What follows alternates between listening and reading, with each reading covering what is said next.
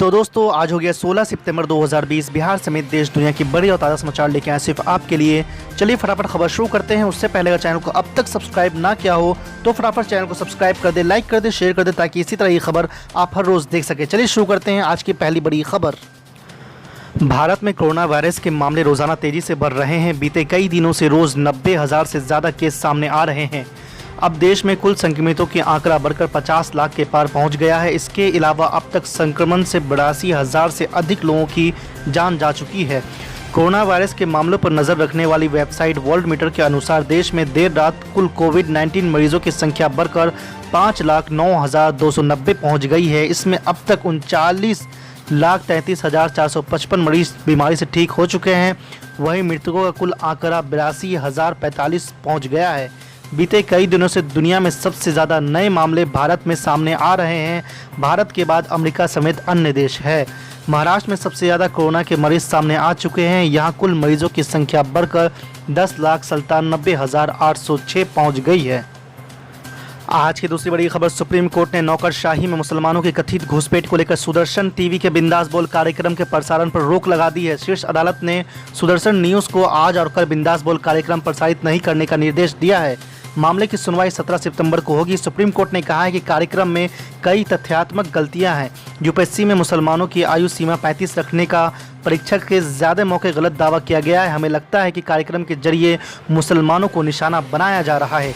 Supreme court ने प्रस्ताव दिया कि मीडिया की भूमिका पर विचार कर सुझाव देने के लिए गणमान्य नागरिकों की एक 5 सदस्यीय कमेटी बनाई जाए, जिसकी अध्यक्षता सुप्रीम कोर्ट के कोई पूर्व जज या हाई कोर्ट के पूर्व चीफ जस्टिस करें। 17 सितंबर को इस पहलू पर भी सुनवाई होगी। इससे पहले सुप्रीम कोर्ट ने सुदर्शन टीवी को यूपीएससी जिहाद कार्यक्रम पहली नज़र में विषैला और समाज में बंटवारा करने वाला कहा है। चैनल के वकील ने इसे खोजपरक पत्रकारिता बताया था, लेकिन कोर्ट ने कहा कि मीडिया की स्वतंत्रता बेलगाम नहीं हो सकती है। इसके लिए कुछ नियम बनाने जरूरी है। आज की तीसरी बड़ी खबर, अमेरिका ने चीन को एक और झटका देते हुए उइगर मुसलमान द्वारा बनाए जाने वाले उत्पादों के आयात पर रोक लगा दी है। ट्रंप प्रशासन ने यह कदम चीनी कम्युनिस्ट पार्टी के उइगर और अन्य अल्पसंख्यक विरोधी नीति के मद्देनजर उठाया है। विदेश मंत्री माइक पोम्पियो ने कहा है कि हम सीपीसी द्वारा मानव अधिकारों का उल्लंघन कर अल्पसंख्यकों से जबरन काम करवाने की निंदा करते हैं।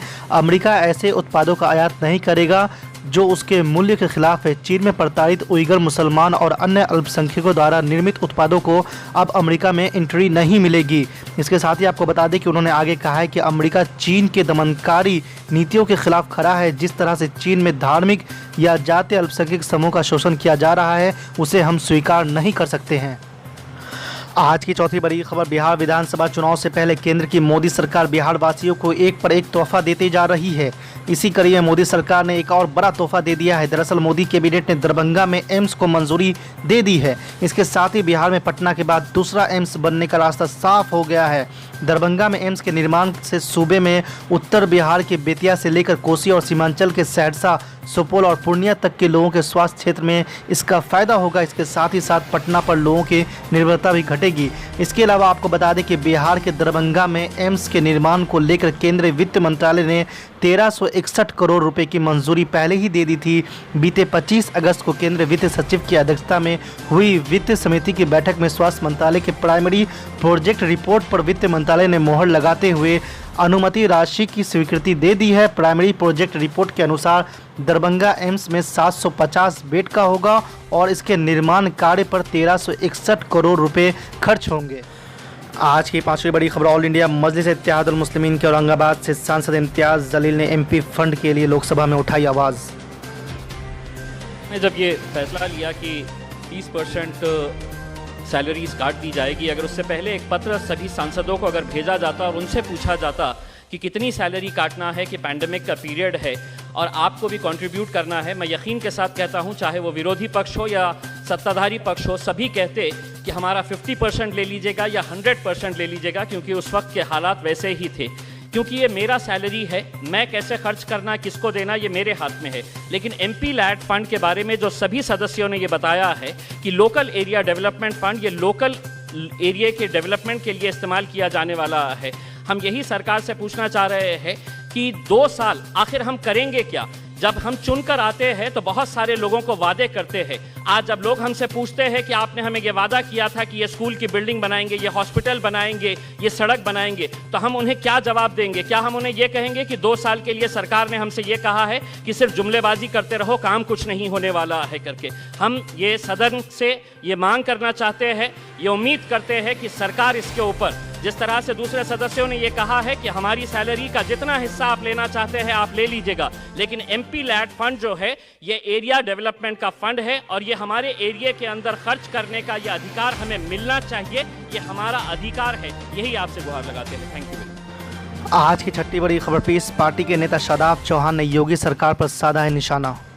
है राजनीतिक दुर्भावना में कार्रवाई ठीक नहीं है, क्योंकि मैंने अपने आदरणीय मुख्यमंत्री और मेरे जाति के भाई कहूंगा, मुख्यमंत्री जी की जाति भी मेरी जाति के हैं, उनको मैंने पार्लियामेंट में रोते हुए देखा है। तो मैं नहीं चाहता कि कल को वो दोबारा रिपीट हो, कोई बदले की भावना से दोबारा कार्रवाई करे। राजनीतिक विरोध हो सकते हैं लेकिन दुर्भावना नहीं होनी चाहिए किसी की भी तरफ से। दूसरा महत्वपूर्ण मुद्दा यह है कि मुख्यमंत्री जी ने स्पेशल सिक्योरिटी फोर्स का गठन किया है, जिसमें ये अधिकार दिए गए हैं कि वो बिना एफआईआर के, बिना वारंट के गिरफ्तार कर सकती है और जांच कर सकती है, यहां तक कि कोर्ट भी उसमें कोई दखलंदाजी नहीं करेगा।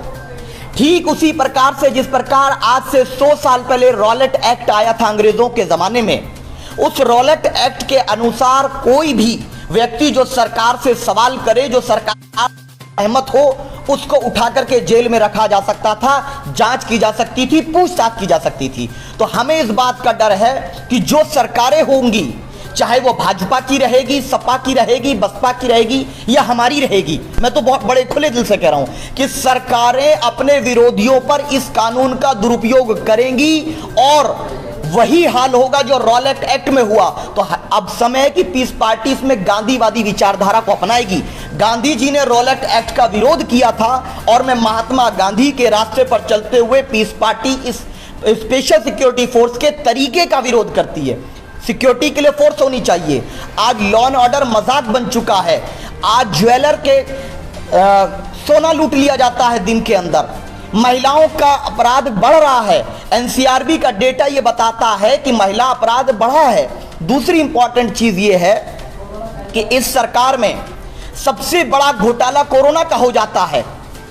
कोरोना का जो किट होता है, जो पल्स रेट मीटर जिसको कहते हैं, जो चीज 700 रुपए की होनी चाहिए थी, योगी सरकार उसको 1400 रुपए में खरीदती है, आपदा को अवसर में बदलती है। और माननीय मुख्यमंत्री जी ने एक बहुत ही अच्छा कल काम कर दिया। उन्होंने मुगल म्यूजियम को बदल करके छत्रपति शिवाजी महाराज के नाम से उस म्यूजियम का नाम बदल दिया। तो मैं कहता हूं कोरोना का भी नाम बदल दीजिए और साथ ही साथ जो ये अपराध हो रहे हैं इनका भी नाम बदल दीजिए। किसान जो आत्महत्या करने पर मजबूर है, गुज्जरों का और ब्राह्मणों का और जाट समाज का, किसान और बुरकर समाज का इस सरकार में सबसे ज्यादा उत्पीड़न हो रहा है। उनके लोगों की या तो हत्या हो रही है या एनकाउंटर होते हैं। तो ब्राह्मण समाज की लड़ाई में पीस पार्टी, गुज्जर समाज की लड़ाई में दलित समाज, बुनकर समाज की लड़ाई में पीस पार्टी अपना काम करेगी। रही बात, उन्होंने कहा मुगल हमारे आइडियल नहीं हो सकते। मैं पूछना चाहता हूं मुख्यमंत्री जी से कि मुख्यमंत्री जी भी ठाकुर है, मैं भी ठाकुर हूं, मेरी भी जाति वही है जो मुख्यमंत्री जी की है और श्री राम जी की भी जाति वही है जो मेरी है, जो मुख्यमंत्री की है। तो ठाकुरों का तो मुगलों से ऐसा रिश्ता रहा कि हमने, अकबर कौन थे, हमारे रिश्तेदार थे वो जातिगत एतबार से, जोधा भाई से उनका रिश्ता था। मुगलों ने भारत के लिए बहुत कुछ किया है। बेशक हमें असहमति हो सकती है मुगल राज से, लेकिन आज देश के प्रधानमंत्री श्री नरेंद्र मोदी जी भी जब झंडारोहण करते हैं तो वो उसी मुगलों की बनाई हुई इमारत से करते हैं। डोनाल्ड ट्रंप मोदी जी के दोस्त अगर कहीं आकर के किसी को निहारते हैं, किसी की प्रशंसा करते हैं भारत में, तो वो उसी ताजमहल की करते हैं जिसको मुगलों ने बनाया है। मुगल हमारे इतिहास का हिस्सा है और इतिहास कभी मिटाया नहीं जा सकता। मुख्यमंत्री जी, मैं आपसे ये अनुरोध करूंगा, जितनी मेहनत आप मुगलों की बनाई हुई इस इमारत को बदलने में, उनके नाम बदलने में कर रहे हैं, इलाहाबाद का नाम बदलने में जितनी मेहनत कर रहे हैं, उर्दू नगर का नाम बदलने में जितनी मेहनत कर रहे हैं, उतनी मेहनत आपने अगर किसानों को की आय दुगनी करने में की होती तो भारत के अंदर, भाजपा की सरकार में मैं आपको स्पष्ट कर दूं कि कोरोना काल में ऑन रिकॉर्ड 40,000 लोग आत्महत्या के लिए मजबूर हुए हैं। आज महिलाओं के उत्पीड़न ये ना होता। आज तमाम लोग, सिर्फ हर किसी को फिक्र है कि सुशांत सिंह राजपूत मर गए। अरे ऐसी आत्महत्या बहुत होती हैं, ये आम बात है, कोई नया नहीं है। मेरे